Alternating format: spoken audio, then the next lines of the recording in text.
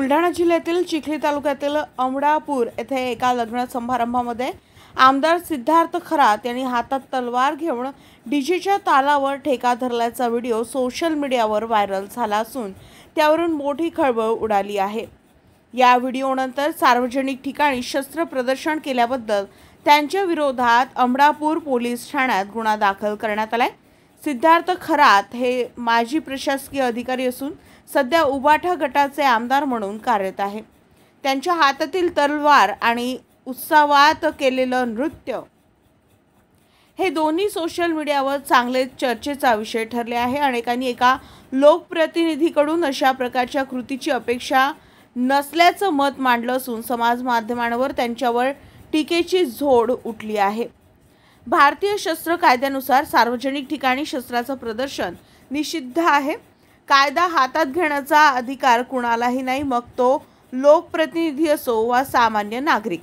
त्यामुळे खरात यांच्या कृत्यावर प्रश्नचिन्ह निर्माण झाले आहे। हे काही पहिले प्रकरण नाही। याआधीही बुलढाणा जिल्ह्यात अशाच प्रकारे शिंदे गटाचे आमदार संजय गायकवाड यांनी तलवारीने केक कापल्याने त्यांच्या विरोधात गुन्हा दाखल झाला होता। आता त्याच जिल्ह्यातील दुसरे आमदार सिद्धार्थ खरात हेही अशाच प्रकरणात अडकल्याने प्रशासन आणि जनतेत खळबळ उडाली आहे। जय महाराष्ट्र। काल माझ्या मतदारसंघातलं एक लग्न चिखली तालुक्यातील आमडापूर या ठिकाणी गेलं होतं। त्या लग्न समारंभाला भेट देण्यासाठी काही कार्यकर्त्यांसमवेत मी गेलो होतो। मी जेव्हा तिथे गेलो तेव्हा वरात निघाली होती आणि मला पाहिल्यानंतर लग्नातील जे काही आमचे कार्यकर्ते होते त्यांना आनंद झाला आणि नवरदेवासह आमच्या कार्यकर्त्यांना मलासुद्धा त्यांनी उचलून घेतलं आणि त्या आनंदामध्ये सहभागी होण्याची विनंती केली। त्यावेळी जी नवरदेवाची जी तलवार असते ती सिंबॉलिक असते, ती मुळात तलवार नसते, ती सिंबॉलिक असते, ते शौर्याचं प्रतीक आहे। ती तलवार त्यांनी माझ्या हातामध्ये दिली आणि त्याच वेळेस त्यांनी गाणं लावलं होतं, शिवरायांची तलवार करती अन्यायावरती वार। त्याला प्रतिसाद म्हणून मी ती तलवार हातामध्ये घेतली आणि काही काळ आम्ही त्या आनंदामध्ये सहभागी झालो। छत्रपती शिवराय यांचं गाणं गौरवपर होतं आणि त्या गौरवपर गाण्याला मी दिलेला तो प्रतिसाद होता, इतकंच। या पलीकडे त्यामध्ये दुसरं काहीही नाही। क्या आप इंटीरियर के बारे में सोच रहे हैं पर डिजाइन फाइनल नहीं कर पा रहे? होम इंटीरियर या ऑफिस इंटीरियर, किसी भी डिजाइन आइडिया को रियलिटी में कैसे बदले, आज हम ये जानेंगे इंडस्ट्री एक्सपर्ट्स से।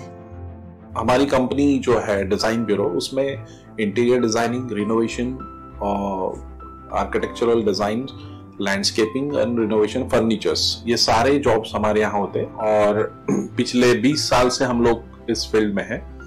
और इसमें 2 से 3 कैटेगरी आप इसको डिवाइड कर सकते हैं, जिसमें कि हम रेसिडेंशियल बोलते हैं, कमर्शियल बोलते हैं और रिनोवेशंस बोल सकते हैं। बेसिकली क्लाइंट्स की नीड्स को अंडरस्टैंड करना, सो नीड बेस्ड एनालिसिस हमारे यहाँ होता है। सो क्लाइंट्स के लिए हम लोग परफेक्ट इसलिए हो जाते हैं या हम उनके लिए दोबारा या किसी क्लाइंट्स के लिए हम चौथी बार काम कर रहे हैं because of their confidence with us, कि वो हमारे ऊपर रिलाई करते हैं। हम लोग अमित को पहले से ही जानते थे, तो उनको हमने बुला के उनको जो स्ट्रक्चर है, यहाँ पे ब्रिक्स वर्क चल रहा था तभी से उनको कांटेक्ट किया, उन्हीं को जगह दिखाई, उनको स्पेस डिजाइन करने के हिसाब से कांटेक्ट किया, उन्होंने डिजाइन बना के दिया काफी अच्छा। जो भी उसमें जो भी चेंजेस थे उनको वर्कआउट किया हमने। जब जो मटेरियल लेना था वो साथ में हमारे आए, सिलेक्शन के लिए आए, वो जो भी सारा सिलेक्शन उन्होंने काफी अच्छे से करवाया।